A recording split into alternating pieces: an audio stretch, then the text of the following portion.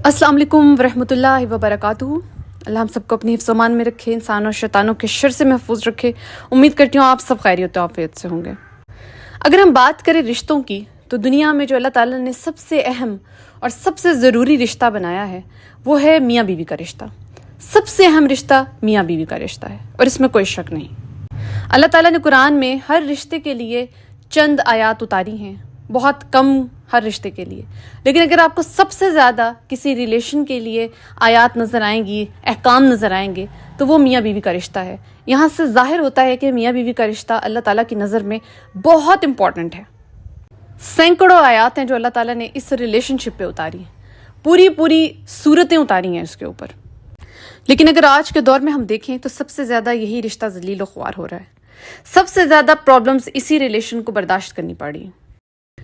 रोज़मर्रा छोटी छोटी बातों पर नोक झोंक होना, आपस में बात ना करना, एक दूसरे को वक्त ना देना, हर वक्त नाराज़ रहना, और फिर अलहदा से जो औलाद है वो इस सब में, इस सारी चक्की में वो अलहदा पिस रही है।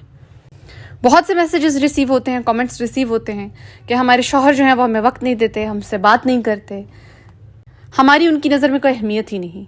सेम शौहरों का भी यही हाल है, उनका भी यही कहना है कि हमारी बीवियां जो है वो हमें अहमियत नहीं देती, हमें उस तरह से ट्रीट नहीं करती जैसे एक बीवी को एक हस्बैंड को ट्रीट करना चाहिए।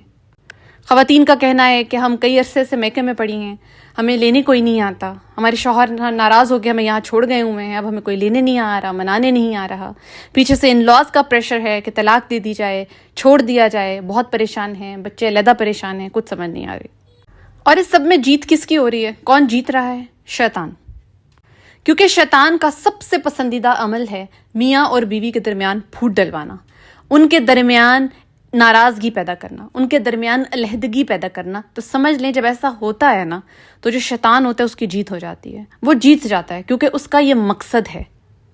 और वो ये भी जानता है कि अल्लाह ताला के नज़दीक सबसे अगर कोई इंपॉर्टेंट रिलेशन है तो वो हस्बैंड एंड वाइफ, मियाँ बीवी का रिलेशन है। तो इसलिए उसकी यही कोशिश है कि वो इस ही रिलेशन को सबसे ज़्यादा तबाह बर्बाद करेगा, तोड़ेगा। क्योंकि उम्मत मुसलमा की सबसे जो मेन बेस है वो हस्बैंड वाइफ रिलेशनशिप है, और ऐसी रिलेशनशिप आपको किसी और मज़हब में दिखाई नहीं देगी। इसलिए शैतान जानता है कि उसे कहाँ पे वार करना है, और ये मौका उसे हम खुद फराहम कर रहे हैं। एक हदीस का मफहूम है कि अल्लाह ताला बहुत खुश होते हैं जब वो ये देखते हैं कि मियाँ बीवी आपस में मोहब्बत से बैठे हुए हैं, आपस में मोहब्बत की बातें कर रहे हैं। फिर अल्लाह ताला भी उन्हें बहुत मोहब्बत से देखता है, और शैतान से ये चीज़ बर्दाश्त नहीं होती।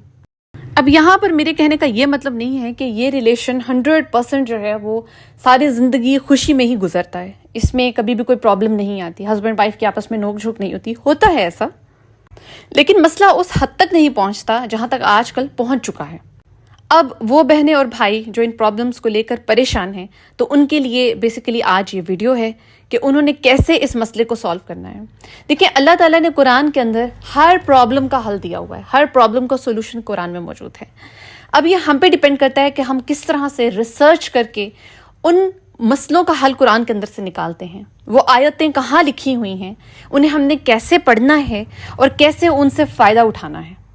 देखिए, अगर आप इस प्रॉब्लम से गुजर रहे हैं, ठीक है, आपका हस्बैंड जो है वो आपसे नाराज़ रहता है, आप दोनों की आपस में बन नहीं रही, प्रॉब्लम्स आ रहे हैं, सिमिलरली वाइफ की तरफ से भी यही इश्यूज़ हैं।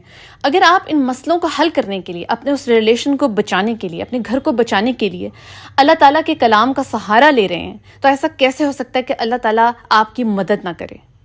जब अल्लाह ताला को ये नज़र आ रहा है कि एक इंसान जो है वो इस कदर मेहनत कर रहा है अपने रिलेशन के ऊपर, मुझसे भी मदद मांग रहा है, मेरे कलाम का भी सहारा ले रहा है, तो डेफिनेटली वो आपको हेल्प आउट करेगा। डेफिनेटली अल्लाह ताला आपके लिए आसानियाँ पैदा करेगा, आपकी मदद करेगा, आपके रिलेशन के अंदर मोहब्बत दोबारा से कायम करेगा, बढ़ाएगा मोहब्बत को। तो आए बात करते हैं कि हमें करना क्या है। बेसिकली हमें क्या चीज़ें पढ़नी चाहिए। वो ख़वातीन जिनके शौहर उनसे नाराज़ रहते हैं, या वो शौहर जिनकी बीवियां जो हैं वो अच्छे तरीके से बिहेव नहीं करती, तो उन्हें क्या पढ़ना चाहिए, कैसे वो अपने रिलेशंस को बेहतर बना सकते हैं, एक दूसरे के दिलों में किस तरह मोहब्बत पैदा कर सकते हैं, एक दूसरे को दिलों को कैसे नरम कर सकते हैं। इस चीज़ के लिए हमें क्या पढ़ना चाहिए, ये मैं आज आपको बताऊँगी, जो कि बहुत ही आजमूदा और बहुत ही कारआमद चीज़ें हैं। अच्छा जी, सबसे पहले आपने करना ये है कि आपने 100 मरतबा या वदूदू पढ़ना है। आपने क्या पढ़ना है? 100 मरतबा तस्बीह के ऊपर आप या वदूदू पढ़ेंगे। फिर सूरह फुरकान की आखिरी 2 आयात से पहले की जो 2 आयात हैं, یہ آپ کو اسکرین پر نظر آ رہی ہوں گی. یہ آپ نے 100 ٹائمز پڑھنی ہے. اگر آپ ان 2 آیات کا ترجمہ ہی دیکھیں تو آپ دیکھیں گے کہ یہ آیات بیسیکلی بنائی ہی اسپاؤزز کے لیے گئی ہیں، یعنی میاں بیوی کے لیے بنائی گئی ہیں. ان آیات کے ترجمے میں لکھا گیا ہے کہ ہمارے دلوں میں خوشی پیدا کرتے، ہمارے دلوں کو ایک دوسرے کے لیے مطمئن کرتے. اور کن کے دلوں کو؟ میاں اور بیوی کے دلوں کو، ٹھیک ہے، ایک دوسرے کے لیے خوشی کا باعث بنا، مسرت کا باعث بنا. اور پھر دوسری آیت کے ترجمے میں کہا گیا ہے کہ جو ایسا کرے گا، ٹھیک ہے، یعنی ہسبینڈ وائف میں سے ایک دوسرے کو جو بھی کوئی خوش رکھتا ہے، اللہ تعالیٰ جنت میں اس کے مرتبے بلند کرتا ہے اور اس کو سکون دیتا ہے. اس چیز کی خوشخبری اللہ تعالیٰ نے اس آیت کے اندر بتائی ہے. یہ بہت پاورفل آیت ہے. ان دونوں آیات کو آپ نے 100 ٹائمز پڑھنا ہے، ٹھیک ہے. اور پھر 100 ٹائمز یا ودود پڑھنے کے بعد، 100 ٹائمز یہ دونوں آیتیں پڑھنے کے بعد، یہ 300 ٹائمز ٹوٹل ہو جائے گا. پھر آپ نے ایک پانی کا گلاس لینا ہے، اس پر آپ نے اس کا دم کرنا ہے، اور دونوں میاں بیوی میں سے جس کو بھی پرابلم ہے، ٹھیک ہے، جو بھی کوئی ناراض ہے، جو بھی کوئی تنگ کر رہا ہے، اس کو آپ نے یہ پانی پلا دینا ہے، دم والا. اگر ہسبینڈ یا وائف میں سے دونوں میں سے کوئی ایک پاس نہیں ہے، جیسے کہ کچھ خواتین جو ہے وہ یہ کہہ رہی ہیں کہ ہم میکے میں بیٹھی ہیں، ہمارے ہسبینڈ ہمیں لینے کے لیے نہیں آ رہے، تو وہ کیا کریں؟ اگر وہ پانی نہیں پلا سکتی تو وہ یہ کریں گی کہ وہ صرف اپنے ہسبینڈ کا نام اپنے ذہن میں سوچ کر پھونک دیں گی، ٹھیک ہے، پھونک مار دیں گی. اور یقین جانیے کہ یہ عمل بہت بہت خاص ہے اور بہت جلدی اثر کرتا ہے. اب یہ کہ یہ کرنا کتنے دن ہے اور دن میں کتنی مرتبہ کرنا ہے، تو کوشش کریں کہ دن میں آپ یہ 2 مرتبہ کریں، ایک صبح کے ٹائم اور ایک شام کے ٹائم. اگر آپ 2 مرتبہ نہیں کر سکتے، ٹھیک ہے، صرف آپ 2 ٹائمز ریپیٹ نہیں کر سکتے، تو آپ دن میں ایک ہی مرتبہ کر لیں، لیکن کوشش کریں کہ آپ دن میں سے 2 دفعہ کر سکیں. کرنا کتنے دن ہے اور کب کرنا ہے؟ جب آپ کو لگے کہ آپ کے لیے کوئی مسئلہ بن رہا ہے، میاں اور بیوی کے درمیان کسی بات پہ ناراضگی ہو گئی ہے، تو آپ یہ عمل شروع کر دیں. اور جب تک آپ کا مسئلہ سالو نہیں ہو جاتا، آپ دونوں میں سے کوئی ایک جو بھی پرابلم کاز کر رہا ہے وہ سیٹل ڈاؤن نہیں ہو جاتا، وہ مان نہیں جاتا، تب تک اس چیز کو ریپیٹ کرتے رہیں. اور انشاءاللہ یہ آپ کو بہت کوئک ریزلٹس دے گا، بہت جلدی اس کا فائدہ ہوگا، کیونکہ اللہ تعالیٰ انسان کے دلوں کو نرم کرنے والا ہے. آپ اللہ تعالیٰ سے مدد مانگ رہے ہیں، اللہ تعالیٰ کی مدد انشاءاللہ قریب ہے، اور وہ بہت جلد آپ کو اپنی ہیلپ پرووائڈ کرے گا، آپ کو سیٹسفائی کرے گا. تو اسے تب تک ریپیٹ کرتے رہیں جب تک آپ کو ریزلٹس نہیں مل جاتے.